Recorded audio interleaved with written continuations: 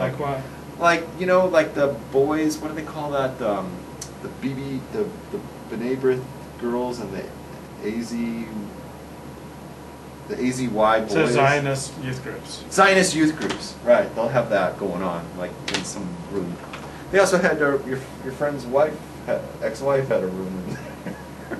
I told you that story. Janice Prager. Right. All right. So that's it. We covered 4th of July, I think. Okay, we have 3 viewers, right? Okay, the same 3 guys. Let's move on. I have some D-Medics in the room. He asked a question. Can I tackle it? What do you think? From D-Medic, how you doing? He asked, he sent me, he's got a very interesting thing he asked. He asked a question, it's a long question, I'll read the whole thing out. He says, what does the Torah say about loyalty to one's wife? He got this whole thing because he was reading your blog, lady. And your blog was talking about how... If your wife got cancer, what better time is there to cheat on her? No, it had to do with looks. I think it was your post about that guys are attracted to women's breasts or something. I don't remember, but it had to do with your blog, and he read your stuff on your blog, and he even commented your blog on, but it was on Facebook. I'd have to look it up, but it was something like yeah, I remember now. What had to do with looking at breasts? Yeah. That guys are attracted to breasts. Yeah. And you've also been writing some stuff lately about how, and you've said some stuff during the show that as a woman gets to a certain age, she tends to, her looks start to go a little bit. Yeah, after about 22. Okay, we're not. Okay, so he asked some questions as a correlation to that, and he says, what does the Torah say about loyalty to one's wife?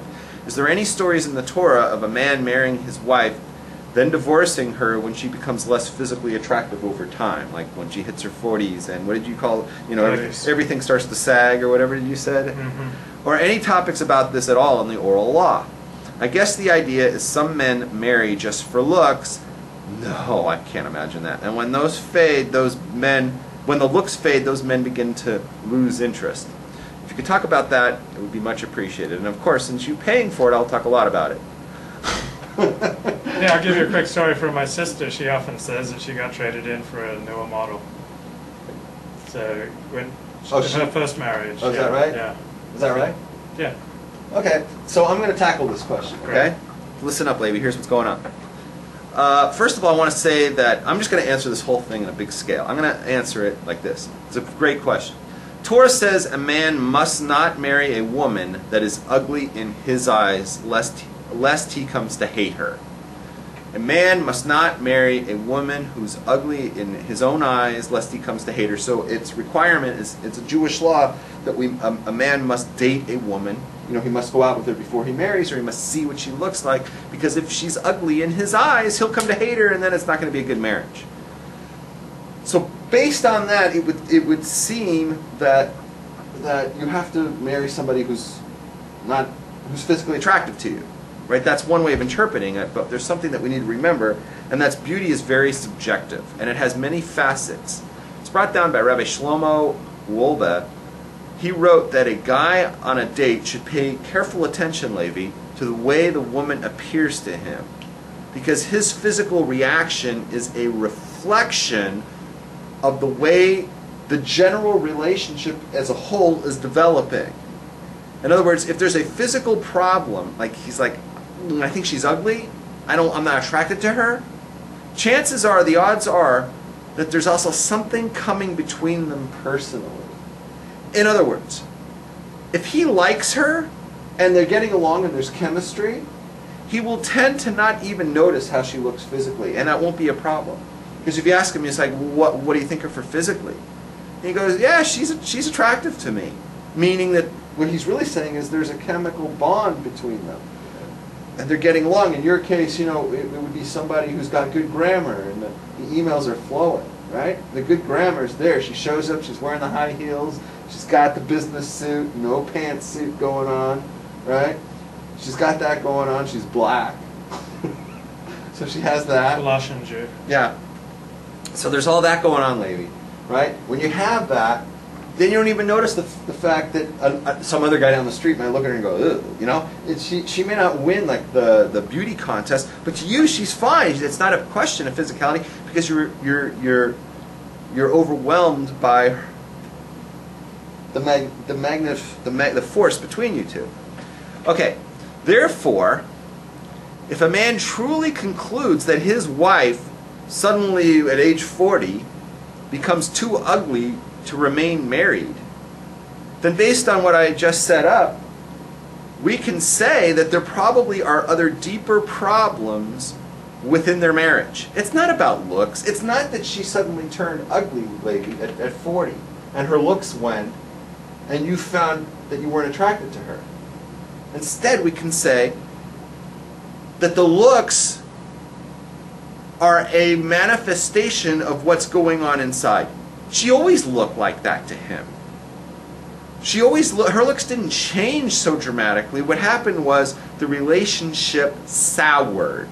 And because the relationship soured, now he's no longer physically attracted to her. So we got to go to the root of the problem. Where did the relationship sour?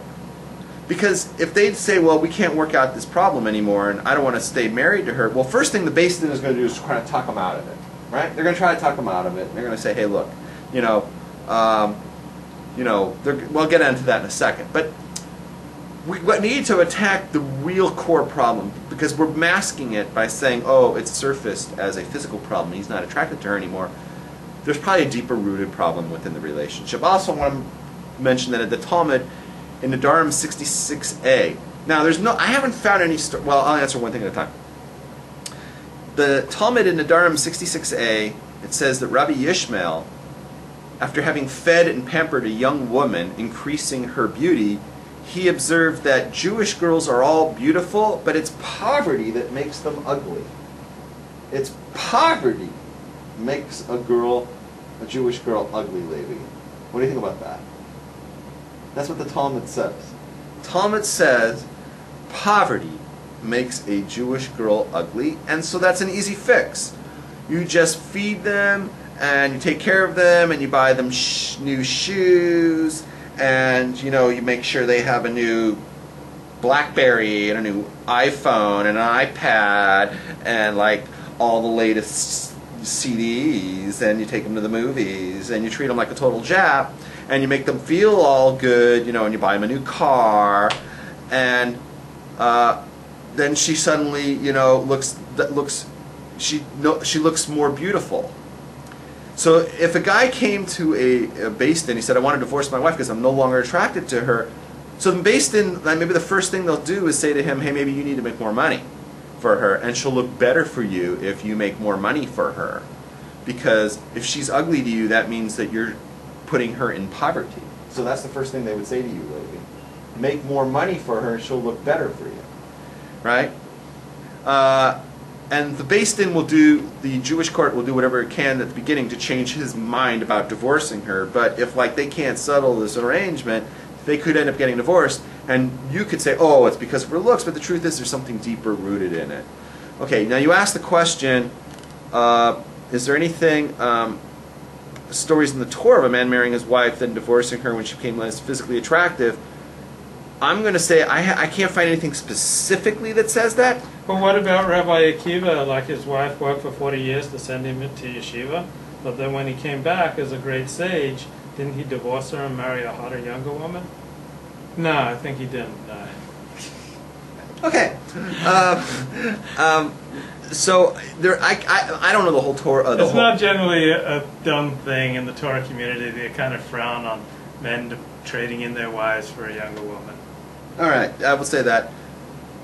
I don't know. I don't claim to know the whole Talmud by heart. I've never seen anything like that. However, what I'm suggesting is, if there's ever a case of a man getting rid of his wife because she's less physically attractive, that is a way of masking the underlying truth of that there was major problems in the relationship. You want to add anything to any of this? No, that's beautifully put. You have anything that you have any stories about? You have your Levi thoughts about women becoming less attractive after a while?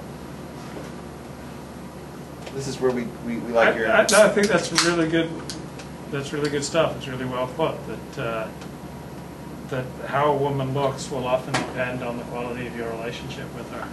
Yeah. And so when she's distasteful to you, probably has a lot to do with the quality of your overall relationship.